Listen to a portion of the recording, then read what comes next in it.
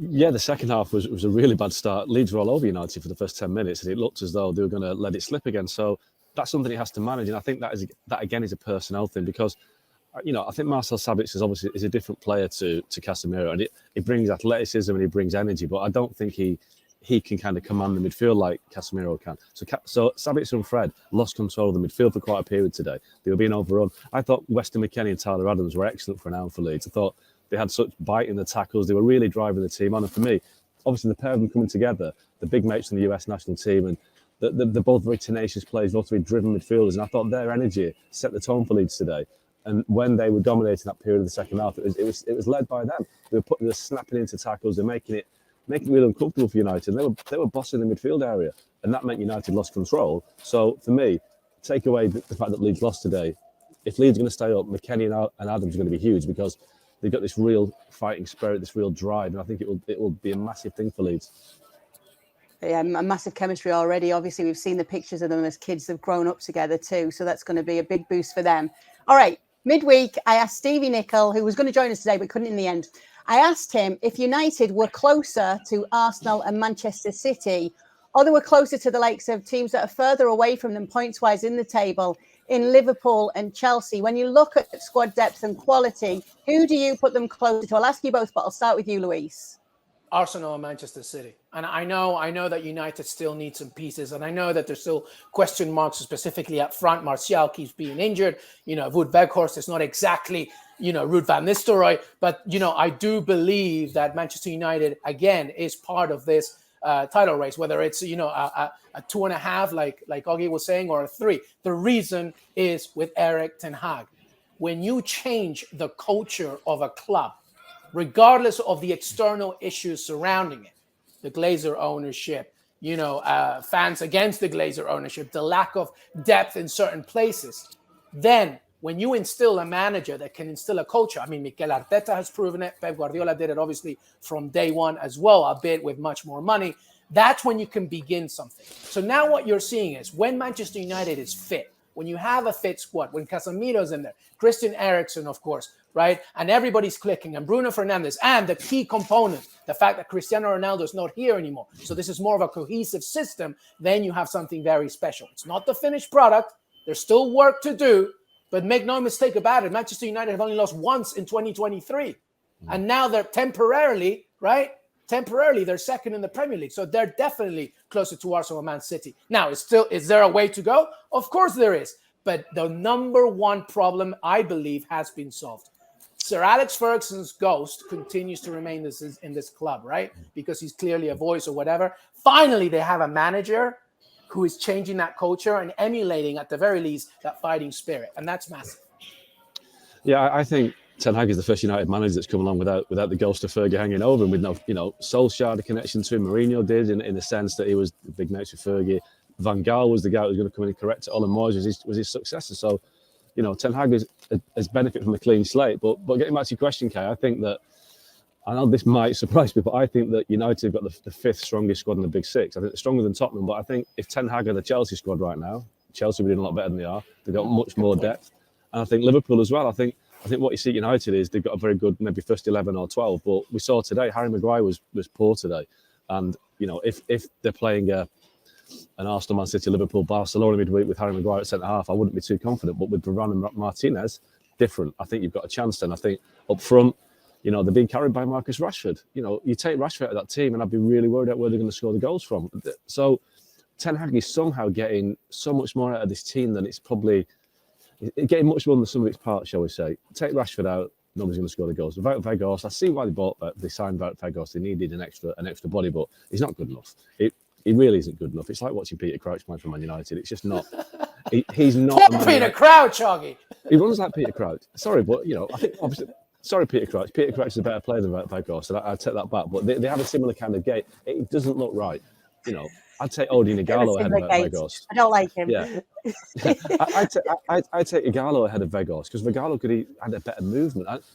But he's there for a reason. I think he's played 9 games now. Weghorst. He scored 1 goal. He's doing a job, but he's not particularly good in the air. Weghorst. Everyone says, "Oh, he's great. He's 6'6". He's not great in the air. He's okay on the floor, but he's no pace. So for United, they need him there, obviously, but they need Anthony Martial to get fit. And they need Martial to get fit and get back in the team. Because I think when you've got Rashford, you've got Martial, and an informed Sancho or Garnacho, it's a different scenario. But Ten Hag is getting so much more out of this team than they're actually capable of. So that is down to him. And yeah, they aren't the strongest squad in the top 6 by any means. Yeah, and will he ever have a song like Peter Crouch had at Liverpool? Like, he's big, he's red, his feet stick out the bed. Peter Crouch. You know, that was one of my faves. That was definitely one of my faves. Seems though you mentioned Marcus Rashford, Mark. Let me just stick with you here. Season of his life? Yeah, absolutely. You know, considering what it came on the back of, because last year it was probably the worst season of his life, and he admitted that himself, that it was out of form on the pitch, both, you know, physically and psychologically. He had a bad season last year. You know, when he came into the team, what would it be now? 2016, 17? It was this amazing breath of fresh air, and he has scored a lot more goals than people would give him credit for. But clearly, he's added something to his game now, and he's carrying Man United. And I've said this before, but I think there's something to it. Marcus Rashford wanted to be the main man at Man United, and Cristiano Ronaldo came along, and he wasn't the main man, and he had his worst season last season. Ronaldo goes, and all of a sudden, Marcus Rashford is kind of thinking, right, I'm the guy now. I'm the main man. I'm the guy that carries this team, and you know, 13 goals in 14 games. So you know, people have compared him to Mbappe and Neymar, and it sounds ridiculous, but he's got the pace, he's got the trick, he hasn't got the consistency in front of the goal that they have. But he believes that he wants to be in that conversation. Marcus Rashford wants to be talked about like your Mbappes and your Neymars and your Haalands. And, you know, he's having that season where you can talk about him like that because he's Man United's match winner. If you're the match winner for Man United, you're a great player. And he's now loving the moment, and he's getting better with every game because he knows he's the main guy. Marcus Rashford has 13 goals in the last 15 matches since the turn of the World Cup, I believe. Aside from the duo that is Cravardona and, of course, Osimhen at Napoli, he's the best player in Europe right now. He's absolutely fantastic. He can have maybe 60 minutes where he might be struggling, and then boom, he lights it up. Today, of course, was a great example. He is tremendous, and I believe thanks to our stats team here, by our producer Rob Moore, Ben Yedder, I think, is the only one that's leading in Europe in all the top major leagues. This is a tremendous player. And Oggie's right. Like, you take him away, of course, and Manchester United look a little bit different. But I think you can say that about, you know, almost any good team. You take out one key personnel, then the team's obviously going to look different. Kay, I think Marcus Rashford at this moment, you know, aside from the duo of Napoli, he's the best player in Europe. I'll tell you what, just quickly, he's making the Man United chief exec worry every time he scores now because his contract is expiring at the end of next season. So Marcus Rashford has got a contract negotiation going on right now or in the summer, and it'd be like, you know, he's in the strongest position he could ever be, and it's costing Man United a fortune every time he scores. Obviously, he gets in the Champions League, he's earning the money, but Marcus Rashford can now say, right, you know, this is what I want, pay me. Yep. But isn't what they want as well, Mark? When we are looking at the club returning to its identity as well, a homegrown player like this to be leading his side. You'd hope so. You'd hope that. But obviously, there are issues at United with the ownership, and you know, I'd imagine whoever the Man United owners are, they will not want to lose Marcus Rashford. They'll have to pay him what it takes. Like I say, he's a homegrown player. He's the poster boy. He's everything that Man United could want in terms of brilliant PR. They have to keep him, but it's going to cost them a lot of money. All right, let me talk to you about Jadon Sancho, because Erik Ten Hag had said if he's fit and he's in the right shape, he always has to play. He has magnificent quality. This was his first start since he returned to the fold. How did he do today, Mark? I don't think he did very well, to be honest. I think for the very first minute, Tyler Adams smashed him, didn't he? He hit him with a really hard tackle, which I said set the tone for Leeds. I thought Sancho was poor today. He swapped sides with Rashford a couple of times. You know, Sancho has got great talent, we know that, but it's a long road back, I think. I think, you know, we have to give him time to find his form again, because Ten Hag is right. He's a very talented player, and he can create goals, he can score goals, but he's not there yet. And I thought he was poor today.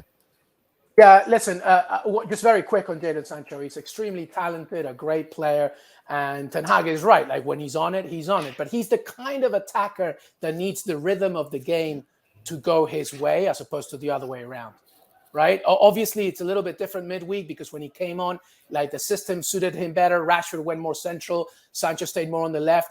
But in a tough game like today, physical, hostile, of course, the environment is not going against you. Sancho can sometimes disappear, but there is no doubt of his talent. And if Ten Hag can get the best out of him, which seems that surely will be the case, then all the better for it. I mean, he's in a good club under a fantastic manager.